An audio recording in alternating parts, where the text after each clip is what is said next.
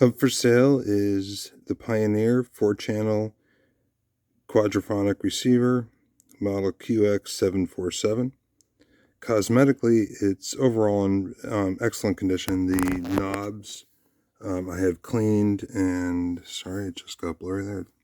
There are some scuffs on the knobs, which pretty much only in direct light you can see them, but they are there.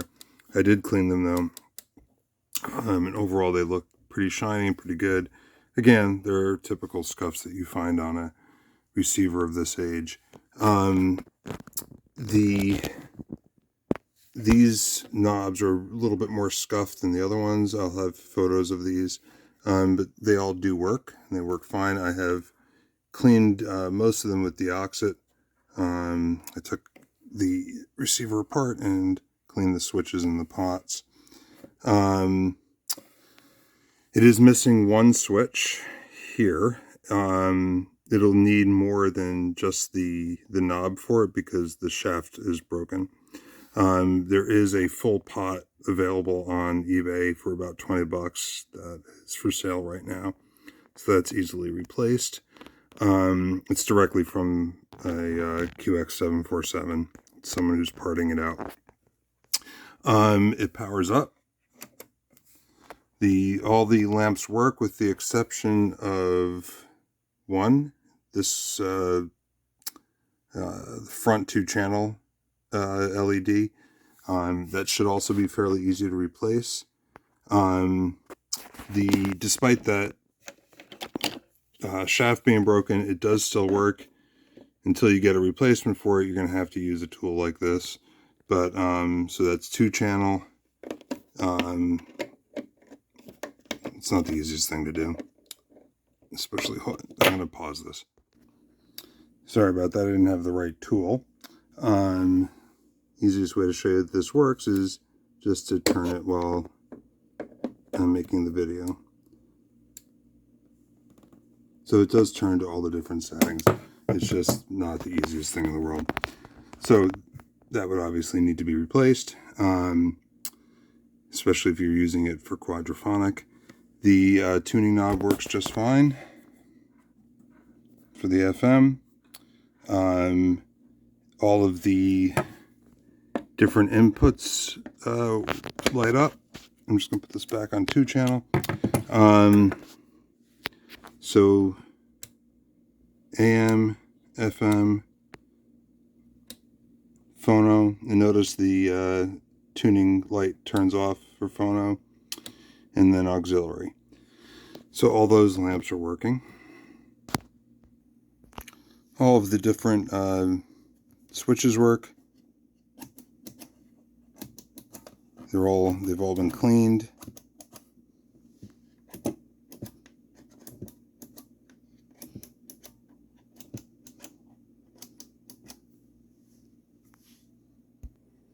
I refinished the case. There's about 2 coats of stain on here. I used standard walnut stain, which is the stain that Pioneer used at that time. And I put on several coats of polyacrylic. I also repainted the grill here, so cosmetically it looks beautiful on the outside.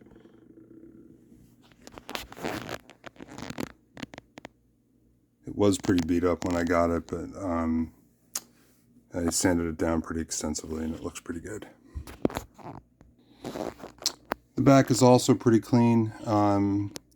It was pretty corroded when I got it, but I cleaned it up pretty good. There's some scratches and scuffs on it, but for the most part, all of the wording is completely clean and visible. The FM antenna is there. You might want to give it one other quick cleaning if you're still noticing some scratchiness.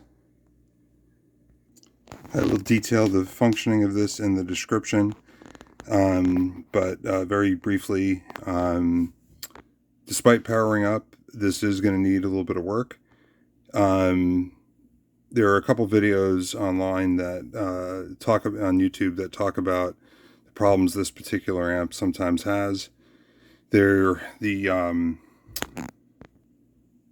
The speaker relay sometimes kicks in, actually often kicks in. So once you turn it on, the relay will click, and then it'll play, and then it'll click off again, and then click on again, and it does this every couple minutes.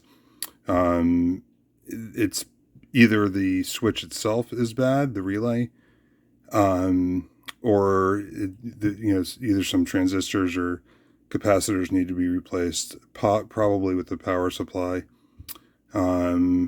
at least according to that person. That is not my area of expertise, so I'm not touching that aspect. So this will need to be fixed up a little bit. Thankfully, though, cosmetically, it's in outstanding shape, with the exceptions that I showed you. It does produce sound, although it's inconsistent. Sometimes it's one channel, sometimes it's two channels, sometimes it's very distorted.